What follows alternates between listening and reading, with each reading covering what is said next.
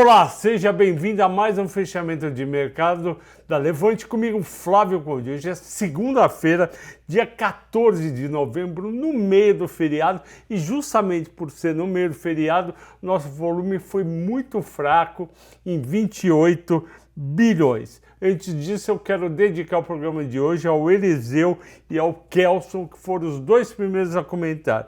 Então, como eu disse, volume muito baixo, subiu no final 0,81, fechou 113,161 e a gente tem que tomar um pouco de cuidado nessas altas que tem entre feriados. Eu já vi acontecer várias vezes aqui no Brasil, do pessoal subir 1, 2% para ver se cola amanhã nos ADRs e muitas vezes não cola. Então vamos ter um pouco de pé atrás. De toda forma é positivo ter subido e a confirmação vai ser justamente no ADR amanhã, só que principalmente na quarta-feira de manhã, porque aí é a hora da verdade. Se tem a cotação do Brasil na segunda, terça-feira nos Estados Unidos e na quarta-feira todo mundo descansadinho para fazer um volume de 80 bi e mandar ver, no sentido de realmente precificar o cenário, e o cenário deu uma melhoradinha relativa. A gente ainda está sujeito a minério de ferro, petróleo, Estados Unidos, bolsas e governo de transição.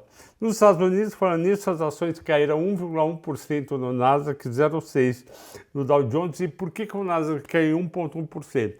Porque dois diretores do Fed que votam falaram: olha, todo mundo ficou animado na quinta-feira porque o CPI, que é o índice do preço ao consumidor nos Estados Unidos, veio em 0,40, o esperado era 0,60, todo mundo saiu comprando bolsa achando que o Fed não ia mais aumentar tão rapidamente. Aí eles falaram: olha, não tem que olhar no quão rápido que é, mas sim aonde a gente vai chegar. Lembrando que o juro americano está entre 3,75 e 4, a próxima reunião é 14 de dezembro e lá o juro deve subir mais 0,75 para 4,5 a 4,75. E no primeiro trimestre do ano que vem deve ir a 5,25 ou 5,75. Então vamos ficar de olho, porque a inflação americana deu uma arrefecida, mas você não pode relaxar. É só pensar no caso do Brasil, que teve 3 meses de deflação, depois veio uma inflação de 0,59. Então, inflação cair mesmo é você ter assim 3, 4, 5 meses a 0,20, 0,20 em 12 meses dá 2,66, 0,30 em 12 meses dá 3,66, e aí sim, aí você caiu. Mas você ter 0,4 uma ou duas vezes não é, e depois voltar para 0,6 não é sinal que terminou. E o Fed ainda está com juros muito baixos. Ninguém para de investir com 3,75 a 4. As pessoas, como as grandes empresas de tecnologia, elas estão demitindo porque o resultado de vendas foi ruim. E o resultado de vendas foi ruim porque a propaganda caiu muito por conta do esfriamento da economia americana. Então, um leva o outro, mas não é um juros de 4% que baixa a inflação. Tem que ir até uns 5,5% e falar: queremos essa inflação mais baixa. O dólar aqui recuou de 5,34 para 5,30 e a gente também vai ter que esperar quarta-feira de manhã para saber se esse é o nível. Vocês lembram que na quinta-feira foi de 5,18 para 5,40, quando saiu aquele negócio do Lula falando que não queria equilíbrio fiscal, que tinha que pensar no social. O mercado concorda que tem que pensar no social, já falei isso algumas vezes, mas se vai ter estourar muito o teto em 175 bi, tem que buscar aumentar impostos para cobrir esses 175. Continuando as 5 mais negociadas, minha querida Vale 2,20 de alta, 84,17. Lembra, eu falava quando ia abaixo de 70, era para comprar, ficou entre 64 e 67 um tempão. Petro me surpreendeu, 3,6 de alta, 27,97, e espero que vocês tenham assistido o vídeo de mata-mata de Petro e aquela simulação de até quanto pode cair as ações da Petrobras num cenário de preço de derivados de petróleo e combustíveis mais baixo e cortes de dividendos. YouTube eu não entendi, caiu 0,5%, 26,57. YouTube vale facilmente R$30. Bradesco subiu 0,1, quer dizer, praticamente nada. E Banco do Brasil subiu 2,1, 36,29. Realmente está barato. Bradesco, um baita de um resultado. Aliás, um resultado acima de Itaú. Isso não acontecia há muito tempo, só que tem um risco, como o Lula já falou em campanha, de querer fazer que não seja um banco de mercado privado, mas um banco mais social. O que é um banco social? Eu entendo que é o BNDES, não é nem o Banco do Brasil, não é nem a Caixa, muito menos o Banco do Brasil, que tem vários sócios privados. Continuando, destaques de alta, IRB 15,80, 0,95, tinha caído muito, só que não tem motivo nos resultados. Pecar subiu 5,87, mesma coisa, não tem apoio nos resultados, mesma coisa Azul, 5,30, Local Web 5. Cyrela sim, teve um ótimo resultado e merece essa subida que teve, foi o melhor resultado das grandes consultoras, muito melhor do que Zetec, do que MRV, IVA, etc. Destaques de baixa. Eu acho que exagerou a queda de Marfrig, 6,90, Embraer 4, porque o resultado não foi grande coisa.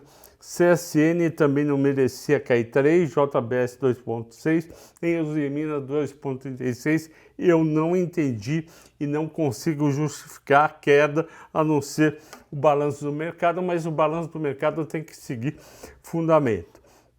Vocês escolheram no Telegram Cosan e em segundo lugar ficou CEMIG. Eu vou falar das duas, eu vou começar pela CEMIG. A CEMIG veio com um resultado que, quando a gente olha o número, dá uma enganada, porque ela teve um lucro bem maior do que o ano passado, só que isso foi por conta de um ganho que ela teve com títulos ligados ao dólar e também venda que ela fez desses títulos. Então, o resultado financeiro, ele ajuda a diminuir ou aumentar o lucro e ajudou a CEMIG dessa vez. Mas o que conta é o EBITDA, que subiu um pouquinho.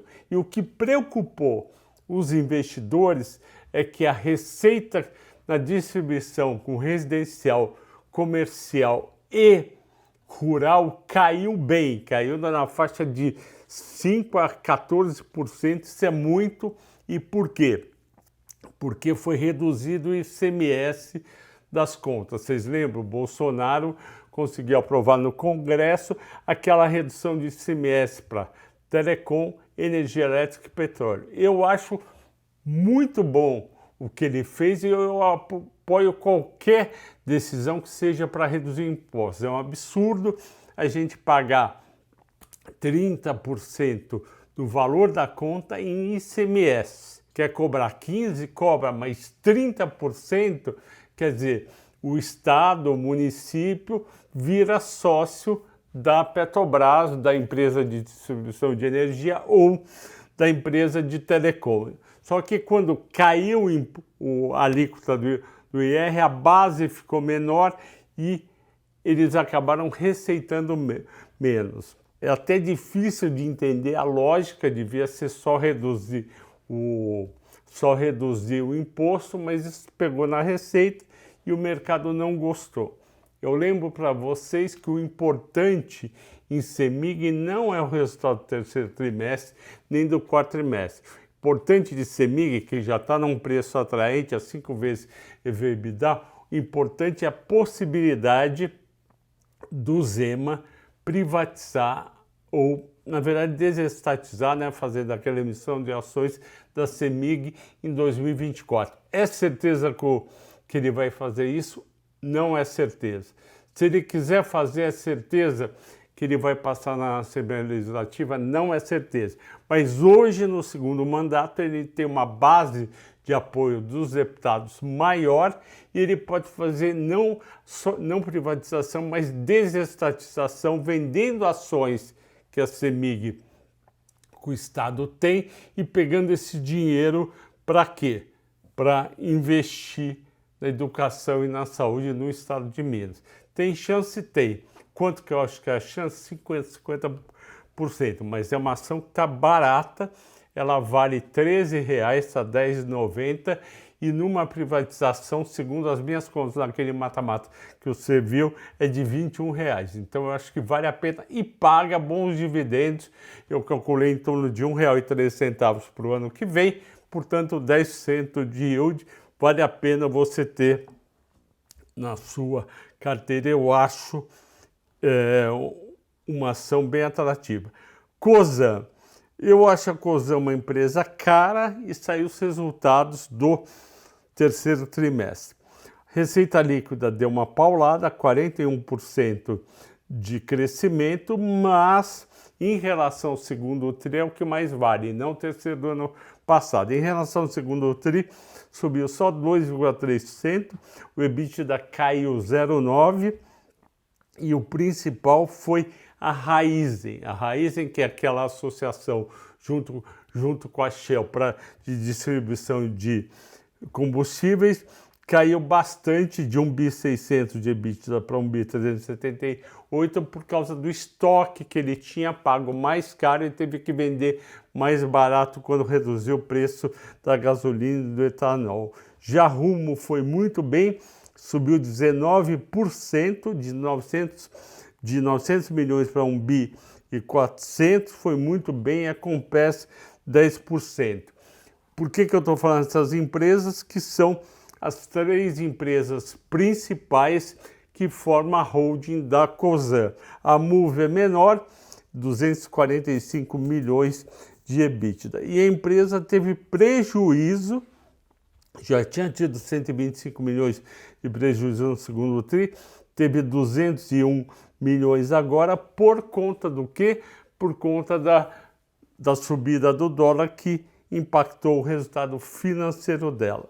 A Cosan está com um PL de 23 e o EV/EBITDA de 9,20. O EV/EBITDA da Cosan, na minha visão, pegando tudo isso, devia ser em torno aí de uns 6,5, 7. A 9,20 está caro, o papel cai 14% no ano e eu não acho uma ação atraente. Ok, pessoal? Agradeço a todos pela audiência, pela paciência. Bom descanso amanhã no feriado. Quarta-feira estamos aí de volta e, se Deus quiser, com o mercado subindo. Tchau, tchau.